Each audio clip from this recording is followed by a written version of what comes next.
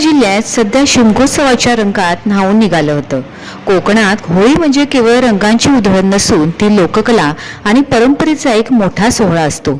जिल्ह्यात 1.5 दिवस, 5 दिवस, 7 दिवस तर काही ठिकाणी 15 दिवस होळीचा उत्साह पाहायला मिळतो. या उत्सवाचे मुख्य आकर्षण म्हणजे सोंग घेऊन गावोगावी फिरणारे खेळाडू. जी परंपरा आजही सिंधुदुर्गात तितक्याच श्रद्धेने आणि उत्साहाने जपली जात आहे. ओरोसमध्ये या परंपरेचे सुंदर चित्र पाहायला मिळाले होते. विशेषतः ओरोस मधलीवाडी येथील मुलांनी एकत्र येऊन सोंगांचा एक गट तयार केला होता.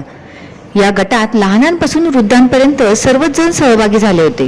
यात प्रामुख्याने हनुमान, भीम, राधा, विष्णू, कृष्ण यांसारखी देवदेवतांची रूपे घेतली जात होती.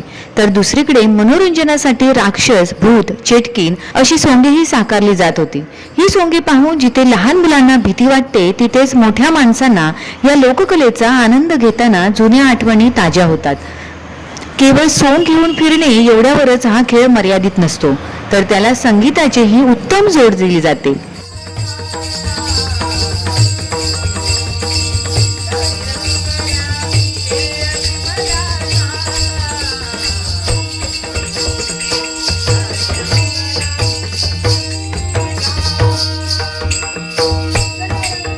पेटी, मृदुंग, तबला आणि पखवाज यांसारखी पारंपरिक वाद्ये सोबत घेऊन ही मुले गाणी म्हणत होती. घरोघरी जाऊन शबय घालत होती. लोकांचे मनोरंजन करत होती. या सादरीकरणामुळे गावागावातील वातावरण भक्तिमय आणि उत्साही बनलं होतं.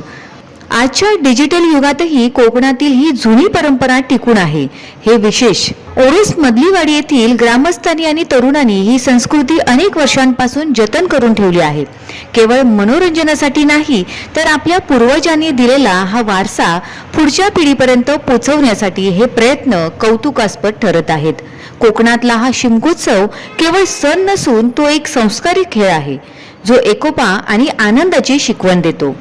ओरोसमध्ये रंगलेला हा खेळाचा थरार पाहण्यासाठी स्थानिक आणि पर्यटकांची मोठी गर्दी होत होती.